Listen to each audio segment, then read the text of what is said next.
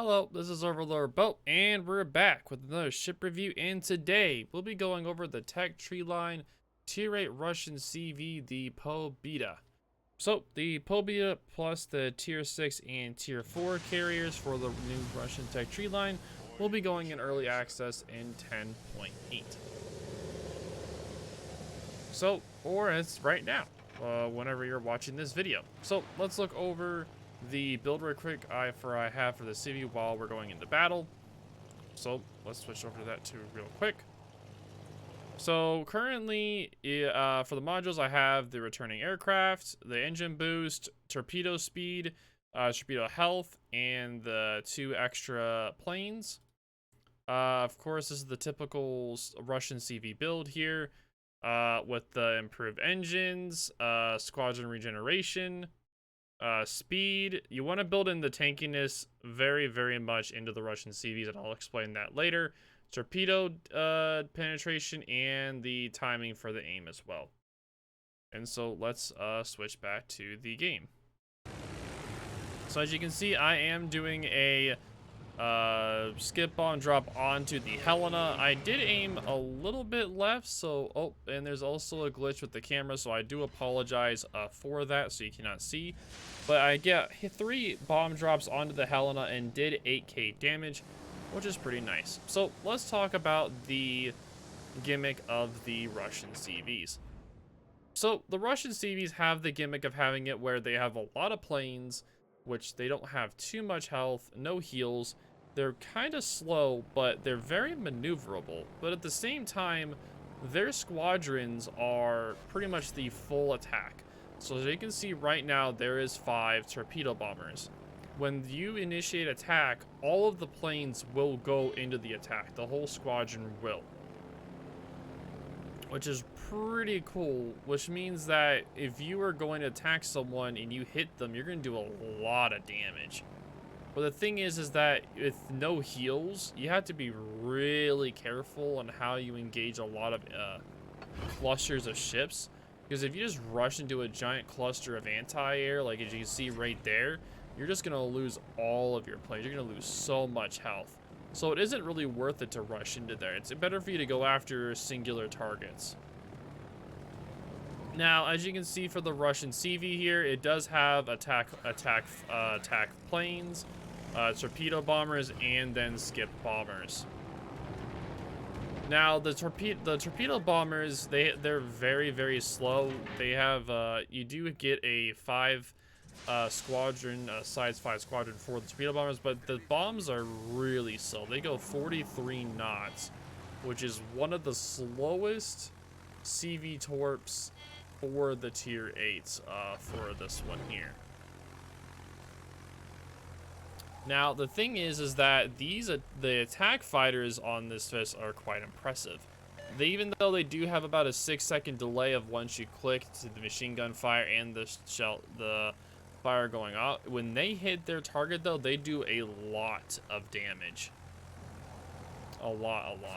And the attack fighters are the fastest as well. So let's see here what happens when we hit this attack. So we have about 5 of our planes right now. We do a hit. And we hit 2 and do 2,300 damage, which isn't the best, but at the same time, it's still better than nothing. He did dodge it, and so he did a good job maneuvering as well. So this ship does have a 13-kilometer range. The Tier 8 Pobeda does. Not sure how the tier is. That ship is still NDA.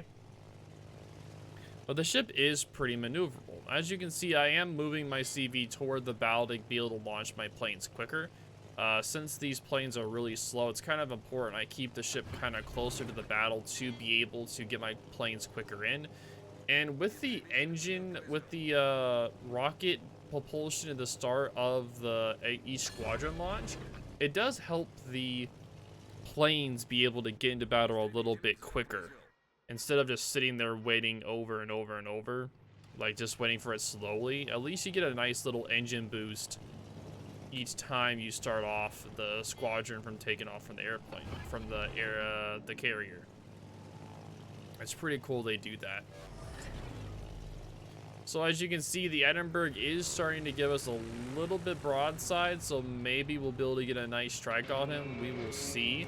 The skip bombers do have 3 skips, so they do take a little bit longer to hit their target, and we only hit 1 there, which isn't very good there. I did mess up that drop.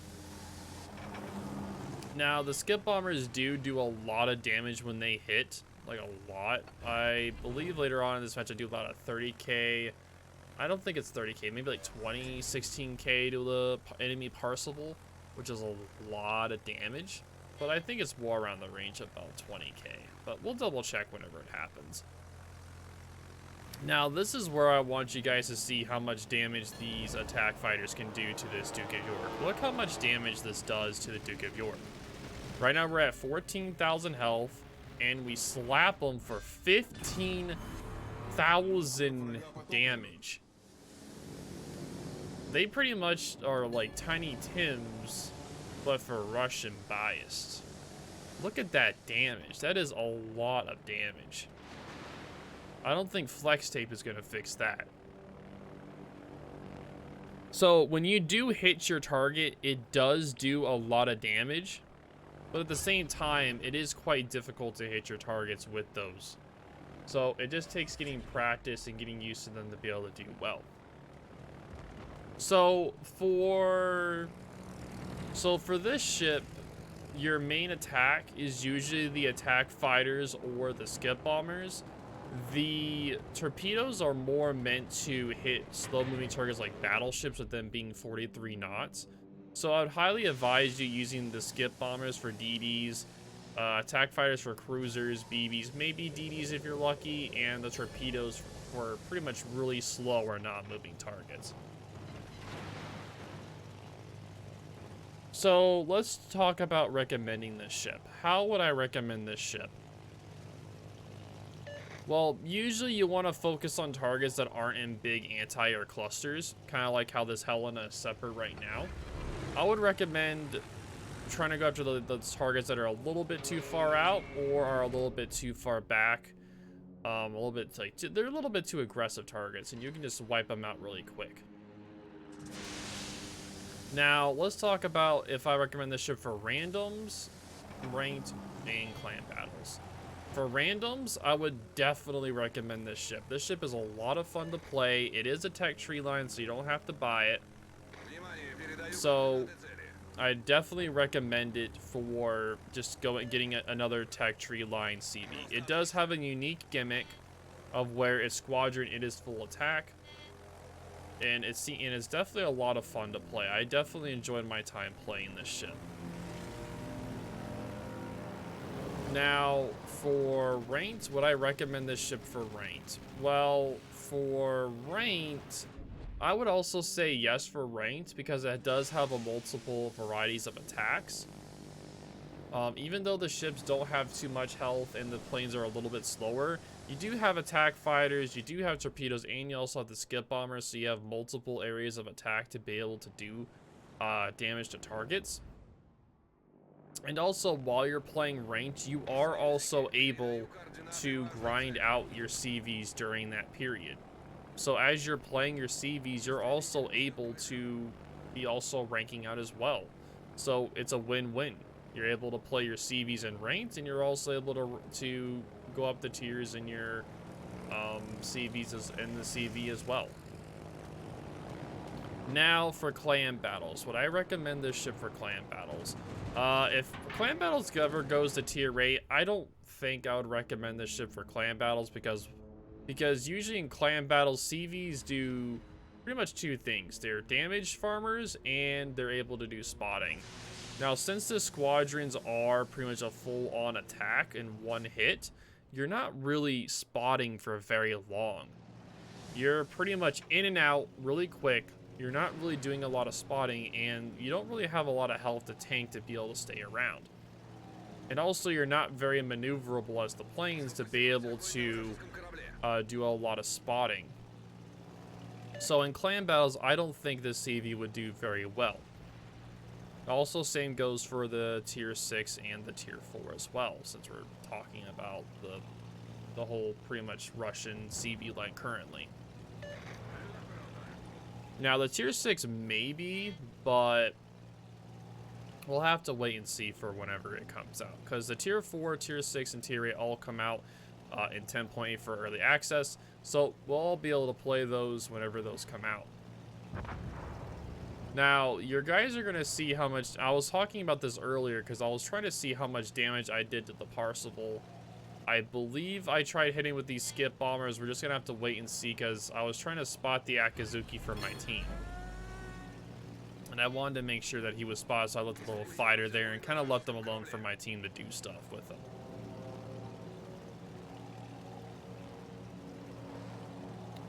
Yep, so we are going to be able to go and try to hit the CV. So I do want to see how much damage it did. How much damage do I do to this CV with this hit? We're currently at 65,000. And I want to see what we get to. So 65,000. We hit him with 6 bombs and we go to 82,000. So 62,000, 65,000. So we did 17,000 damage. That is a lot of damage for skip bombers onto a CV. That's a lot of damage. And let's just say you hit a broadside battleship or a broadside cruiser with that.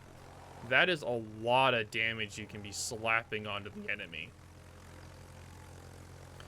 So when you do hit your target, you do a lot of damage. And if you look, I'm still at full squads. I'm still pretty much at full squads this whole match. I haven't once not sent a full squadron at the enemy.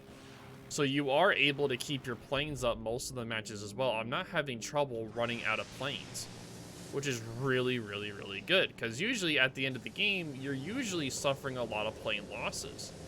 And you're like, oh no, I'm starting to run out of planes. But if you look, I'm still all in the green for all of my squadrons, which is really, really good. So I would recommend this ship for the fact you're able to keep a lot of your squadrons up and going. It's a fun meme gimmick that's a lot of fun to play and enjoy. Definitely for randoms for sure. Ranked also you can give it a try. In clan battles you also give it a try as well. And this goes for all the tier 4, 6, 8, and possibly 10, but the 10 is currently in DA, so I can't talk about that. But for the tier 4, 6, and 8, I would definitely recommend them to try it out, see how it goes. It's a really fun gimmick.